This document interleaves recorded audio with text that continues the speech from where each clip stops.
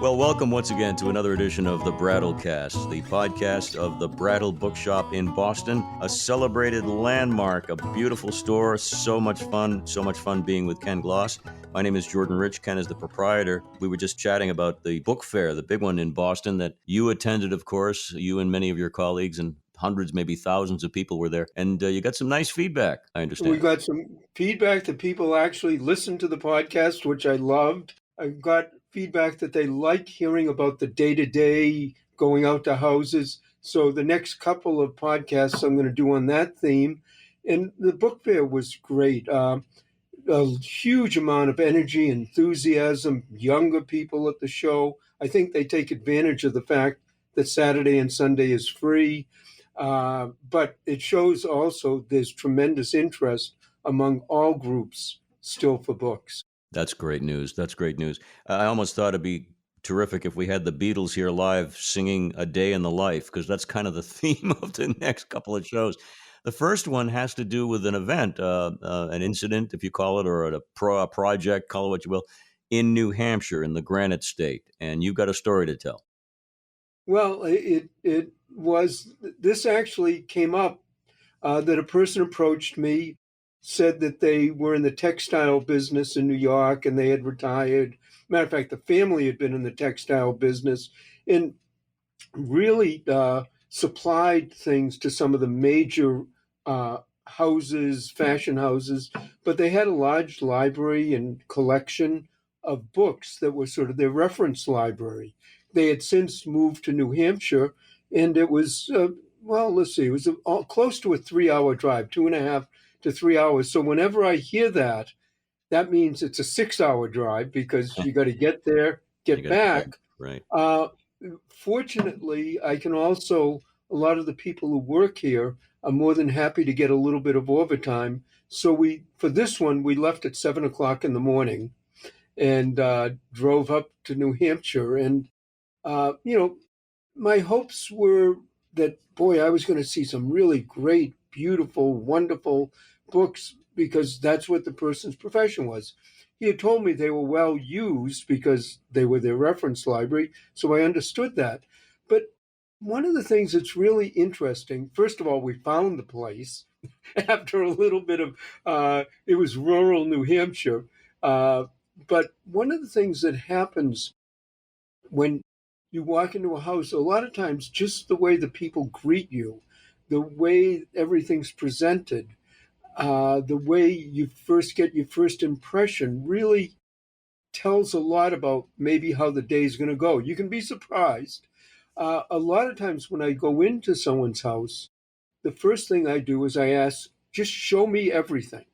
In other words, if it's in different rooms, if it's in the basement, the attic, in the barn, in the garage, mainly I just want to get a perspective on what's there. I also want to look and see what's there overall. So in other words, I might walk in one room initially and say, there's not that much here, and then walk into another room, well, it's okay, and then walk into the third room and see, wait a minute, this is really good.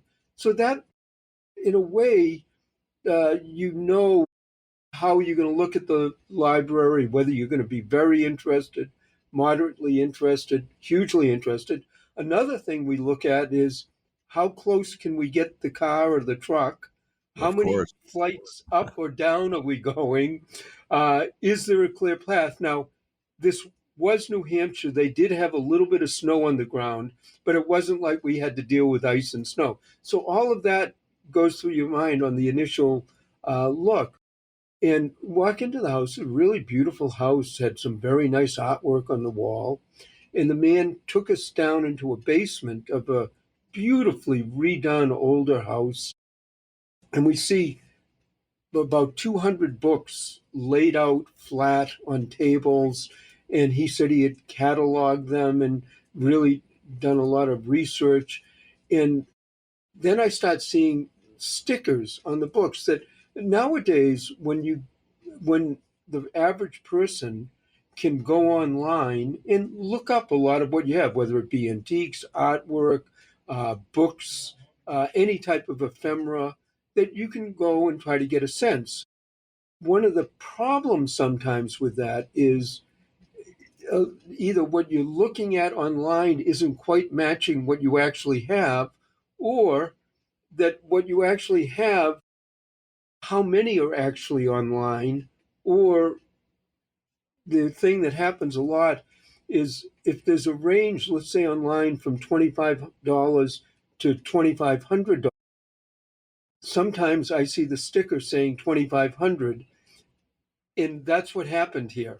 In other words, consistently, Ah, whoever had done it, the man who had done it, had obviously picked out the top price that every single item was at. And I'm, immediately saying to myself, this might not go anywhere. And then he was very much telling me that he really is knowledgeable in this, that he really knows what it is, that to make sure that, it's not like a widow moving out of her house, which we get all the time, but it's inferring that he knows what's there. And I'm looking and I'm going, well, these are obviously the top prices. He said, well, and he threw out a multi $20,000 plus, that with that type of price, anyone would walk out of here and be running to the bank with all the money they can make. And that's before I even started looking. before And before one of we the can before we continue, I wrote down something when you said you went from room to room and you kind of investigate. I wrote down the game Clue. I'm sure you're familiar with the game Clue. I saw you as Colonel Mustard. Anyway, I'm sorry. I didn't mean to interrupt you, but No, that's fine, but I didn't have any weapons, and they okay, didn't good. have any weapons, so Just your I'm intellect. happy I made it out. But so I'm starting to look and saying, well, maybe this, maybe I'm a little off, maybe I should look closer. But then I'm looking at a type of reference book that 30 years ago, actually, the prices that were on a lot of these might have been somewhat reasonable, because it really focused on design in sort of a reference library, if you will, making fabrics for dresses, for whatever the fabric would be used for. All these beautiful designs, either in nature or art, you would look up and use. Problem is that you can also look at every one of those designs now online, and you don't need the books. Mm. Uh, and then of course, I'm keeping in the back of my mind that this gentleman thinks that there's going to be a lot of very high value. The other thing that struck me, and this is sort of my mind process as I'm looking at the books, is, gee, there's 100 books. They're nice books, they're good books, but nothing is spectacular. There's no real standout that it's a good library, but anyone who over a 20, 30, 40-year period was making a reference library, why didn't they have this book? Or why didn't they have that book? Or how could they manage to sort of only buy the sort of mid to lower interest ones, with a few exceptions? And what I'm sort of thinking to, again, all of this I'm thinking to myself is, gee, the company's been in the family for 70, 80 years. Maybe 25 or 30 years ago, when they closed the company, there was another book dealer in there buying all the best books. And then these were what were left over at the time, which I'm thinking that.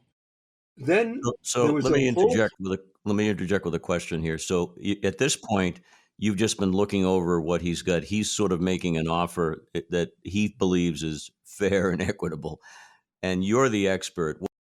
Are you thinking you might get out of there with nothing? You've well, traveled what 3 hours. What do you?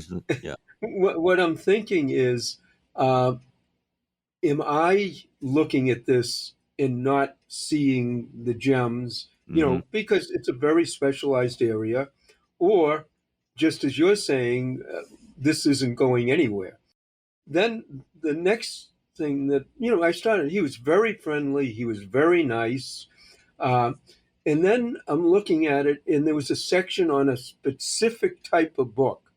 And I said, one of the things with this type of book, is you would really probably want to contact this particular dealer that I know that absolutely specialized. He goes, oh, I've already talked to him, and he said the my colleague's response, he said, was, oh, all of those books are old friends that I really don't want to meet again.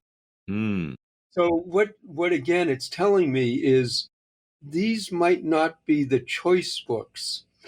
Uh, we're talking about a family a little, talking about what a beautiful place they had in New Hampshire, overlook some of the ski mountains, um, and but I'm also saying, gee, and then finally, I just sort of when we started, wanted to get a little more detail. I looked at it and I was saying, "There's no way this is going to work out." I mean, the price and what they think it's going to be isn't going to get there. And so what I said to the man is, I said, "This probably isn't. I'm not the right place for this." And what he did is he said, "Well, do you know who would be right?" And I said, I'm not sure that there is the right person, but I was trying to be nice. I said, you might want to try this person or that person. And, in my mind, well, this just isn't going to work out. And he said, well, maybe I could do it on eBay. And the immediate thing that comes to mind on that, and, again, this is, if you can picture, this is what's going through my mind while I'm looking, is, yeah, but that could be a year and a half's worth of work. And you've got to list it, you've got to picture it, you've got to take the money, you've got to pack it up, you've got to ship it. And I know that he's not going to want to spend his time on Hmm. this. So what I said next was, it's not going to work out. And he says, well, maybe I'll put the best things up at auction and then donate the rest. Maybe I'll get that. And I'm saying, yep, that's what you should probably do. Probably time for me to go home. And it's interesting. I was doing this, if he hadn't, his wife really, really wanted the books out of the basement because they wanted their grandchildren there, and they wanted a ping pong table put in. So I had the feeling that he maybe wasn't as anxious to have the books move as his wife was. But in my mind, I'm going, if I bought this library, probably $6,000 I could make money on it, but at 20,000, I can't at all. So we basically, I didn't say that because I knew he'd be not happy with what I was saying, Right. Well, you've and been doing this a long time, so you know, based on the instincts of your experience, whether somebody is going to go for it. I mean, if it were me and I had to unload the books because my wife said, "Let's unload these books," I would have taken the 5 or 6 thousand without question. But everyone's unique. Well, one of the things that also happens is if this is your family business, you've been dealing with these things for years and years, there's also an emotional attachment to it that you've got to take in. And that's sometimes the hardest. But so I had one of my assistants who was overtime. We left on very good terms with the people, like saying, I'm just not the right person for this. Um, and we got in the car and we proceeded to start heading back. And what I said to my assistant was, the fact that we came up here, we spent with 5 hours, we're paying overtime. There's probably $100 in gas and all that. It really doesn't bother me that much because the books were okay, but there was no way we were going to be able to buy them. And I look at a lot of the places we go uh, in about 3 or 4 ways. If I drive a long way and the books turn out to be not any good at all, that's a risk you take. But it doesn't bother me because I didn't want the books. In a case like this, the chances of it working out and the things were not really absolutely what I needed. Um, and so it and we were never going to come to an agreement. The ones that bother me, I told my assistant, are the ones where the books are really good and I've made a really good offer and I really want the books, and for some reason it doesn't work out. Those are the ones that get me, not the ones that, eh, Well, it's that's in. an interesting look behind the scenes, and we're going to do more of these because you say people are curious about how the process works, and as you just pointed out, it doesn't always work out. Everything isn't always a perfect deal as it sets out. It may look that way, or it may not, but coin toss sometimes, depending on who you're dealing with. Well, one of the things that I even said to this person, they said, well, we feel bad that you drove all the way up here. You took the time, made the effort.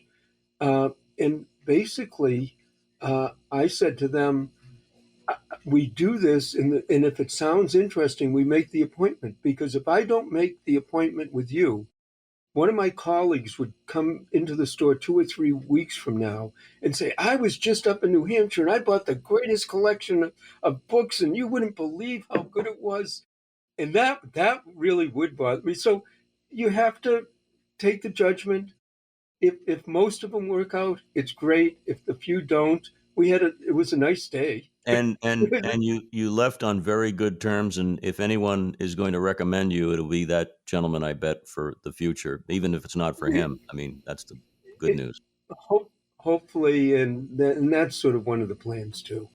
Well, we're going to be talking about other adventures of the booksellers and the book buyers when we continue with the Brattlecast. Don't forget to go to brattlebookshop.com.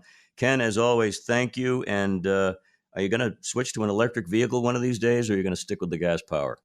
The problem right now is I drive a heavy duty pickup truck, a 3/4 ton pickup truck, and I a lot of times go 3, 4, 500 miles, and I would love to use electric, but the battery's got to get longer distance. Yeah, it is. It is a practical matter in your case. In any event, thank you for sharing a story that is a look behind the scenes, and we'll catch you next time on the Brattlecast. Thank you, Jordan. It's a lot of fun.